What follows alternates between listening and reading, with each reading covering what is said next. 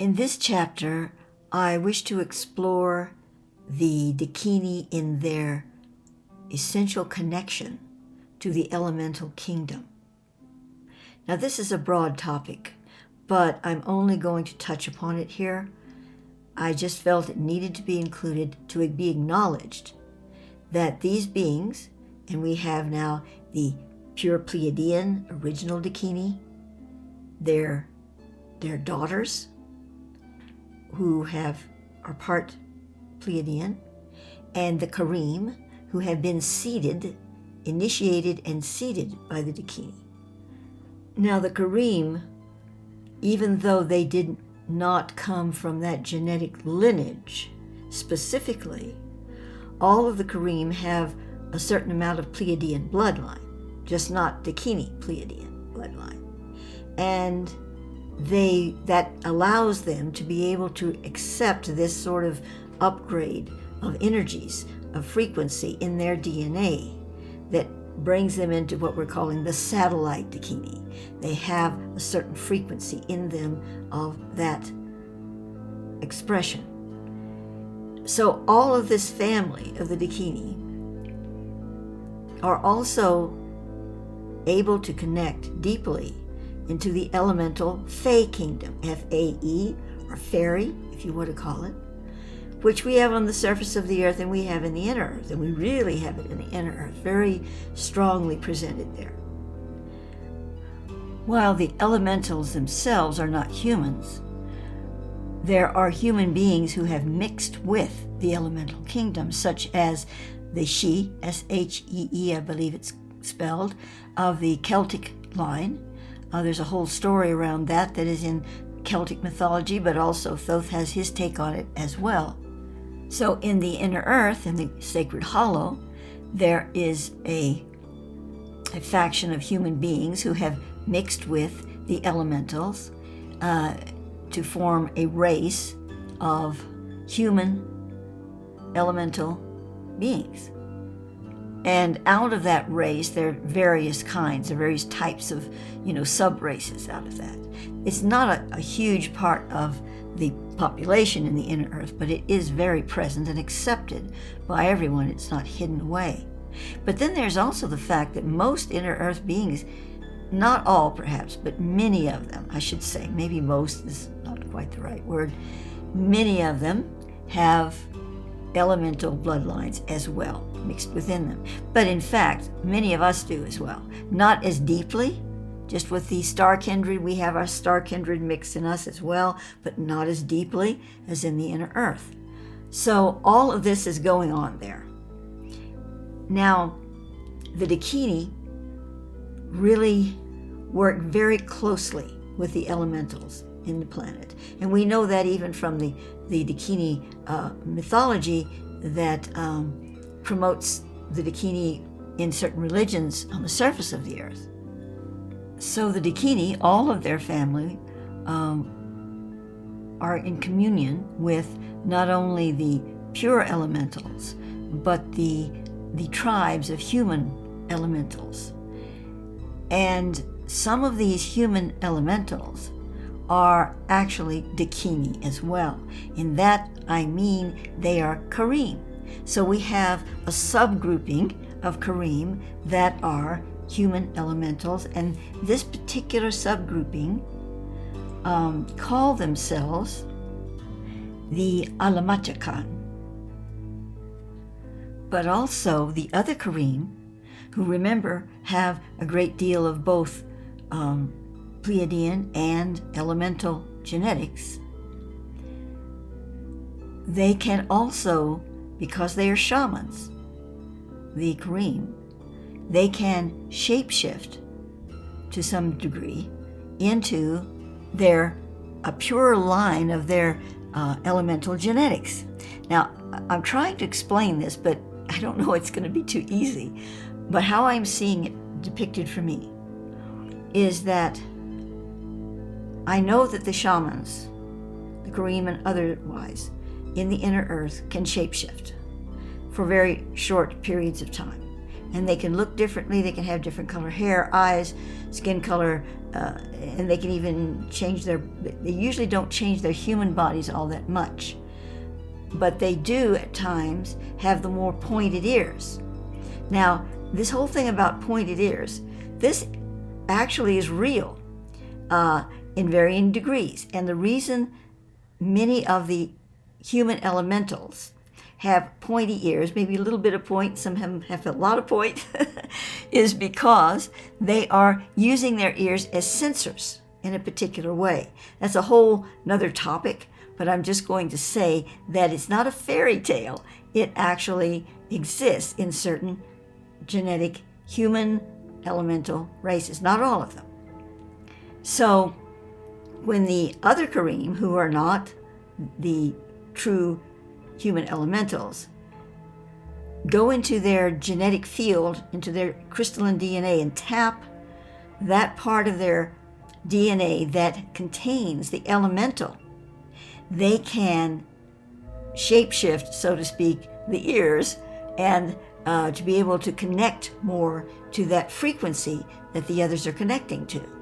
Now, even without the ears, they can do that. In other words, allowing your ears to grow is a part of a specific function, okay, in the brain.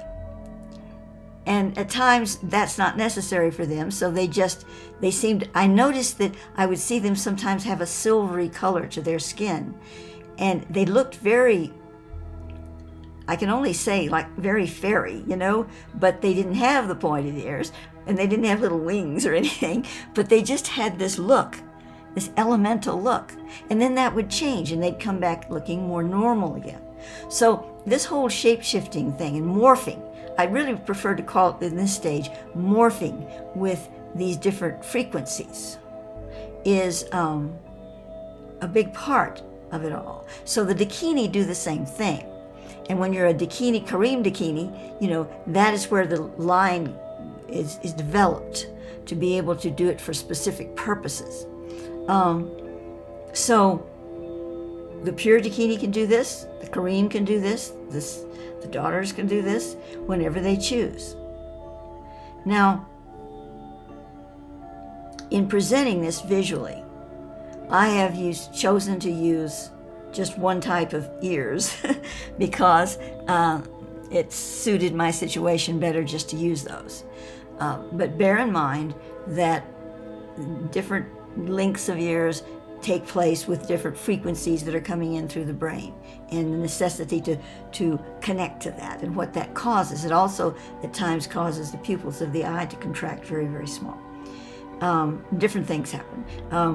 The hair can become very, very light. But not all of these things at once all the time. There are different things that happen. Actually, I have noticed that in the population of seraphim, I've seen a lot of what I have seen have ears that are just a tiny bit pointed, just naturally, the way they were born, just the slightest bit, and some that are little even more than that. And yet, you wouldn't really characterize them as being fully in this sub-tribe of human elementals, but they have just enough of it that it gives that look to them. So it's kind of hard to draw a line because there's a great mixing here of all these frequencies and all these energies. They can be specific when necessary, but there's so much overlap in this genetic field. And when you're looking at a race, many races of people who are dwelling inside a planet and sharing in synergy the consciousness of that inner earth, unlike how we do it up here, where we're at constant, conflict over the sharing, you're going to find that that fluid movement of genetic features and characteristics and qualities that literally can flow. In other words, a person is just not looked exactly the same all the time because they have these abilities. Now, I'm looking at the people of seraphim, and the Dakini and the Kareem, all of this. In other races in the inner earth, this is true to a certain extent. But I can only tell you right now that in Seraphim, it is really very prominent. I think there are probably other pockets in the inner earth, shall we say, that are maybe even more prominent with that flowing mixture going on. But I don't know that for sure. I just know what I'm seeing here in Seraphim. So let us think about us here on the surface of the planet. I've already said that we have both star genetics and elemental genetics in us as well. Much less, but it's still prevalent. It's all mixed together, and we don't even know it, most of us. So we have that little piece, that little genetic tie, to be able to connect to those realms. And yet we're not really using it, or at least most of us are not. And why would we want to use it? Well, the star kindred and the elementals, and certainly our genetic relations of inner earth persons, all of these beings and all the mixture of these beings is a very important part of who we are. And to be able to get in touch with that, well, what we don't realize is due to paragenetics, which is the inflow from the incarnational field of the genetic frequency, which is very mutable and very in flow, a frequency in flow, and not as foundational as the physical genetics we understand, or we think we understand. So we have the paragenetic flow going through the more stable actual genetic field of parentage. But with these two mixing together, what we can connect to is this mutability of consciousness that affects the genetic frequency. And it affects it for the better if one is aligned to the true spirit. I'm going to touch on something here that's just, I don't want to really get into it a lot, but in the inner cavern areas, there are a lot of beautiful, beings there too, and many of them are colonies from the Sacred Hollow. But there are also some nasties in there. That is, sort of lost souls that have, gone into forms in the inner cavern areas, the cavern areas between the surface earth and the Sacred Hollow. And they have warped their genetics considerably so that they don't look together. Some of them look rather nightmarishly.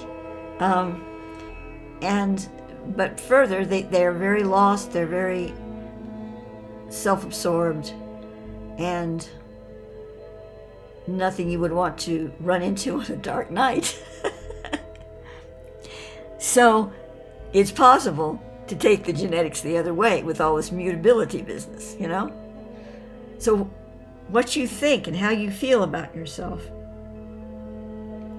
and what you project as a loving or non-loving nature, affects your genetics. What we are currently going through now on the surface of the planet, as I speak these words in February of 2022, is the final thrust, shall we say, that has been planned for a long, long time by the negative overlords, to capture the genetic field of humanity for purposes of off-planet beings that do not have our best interests at heart. And it was started a long time ago, but now things have shifted so that the new order coming out of the old order of what those call the One World Legion that is in this control operation, they wish to turn loose of the off-world beings and create their own. In other words, why should we answer to these off-world beings who are promising us things, but maybe they won't fulfill their promises? They haven't so far. And when we can grow our own ETs, we can grow our own off-world beings from genetic species, and they will be subservient to us with all their superpowers. And then, of course, the ultimate goal is to create the whole mechanical, AI being to serve them. So all of this is in the field. And the only reason I mention it here is because what we learn from our own genetics, when we can understand that our genetic field is not something that just, we had a child and the child has mom's blonde hair and daddy's brown eyes and, a proclivity for maybe cancer or something, or just, has bad eyesight because daddy had bad eyesight or whatever. And that's the end of that. That's the story of genetics. But it's not the story of genetics. That's just the limitations that have been inscribed in our genetic field through our own unattention to its true majesty. Because the genetic field is connected to a supra-genetic consciousness. I'm going to use the word genetic here so you can see the path. And when we realize that, and we know how to tap that, to open that field through the crystalline waveforms of our genetic makeup, the light just flows out of our genetic field, we become light beings. We become the pure gem ones of the New Earth Star. So, understanding how the inner earth of the sacred hollow work with their genetics, how it flows through them, and all these different parts connect, and how the Dakini are helping that to come to pass, to bring it out even more to the fullest. Why did they come here? They didn't just say, well, let's just do this. No, they had a higher agenda, but the agenda is one of loving and caring for humanity as part of the kindred of the field of consciousness in which they abide as Pleiadians. And understanding that, and it's very connected to even greater fields of consciousness. So their purpose in the inner earth, in the sacred hollow of the inner earth, is part of a grand design. And they're working with the elemental kingdom in the ways that they do, which I'm not profiling in this video because, it could be a whole book unto itself.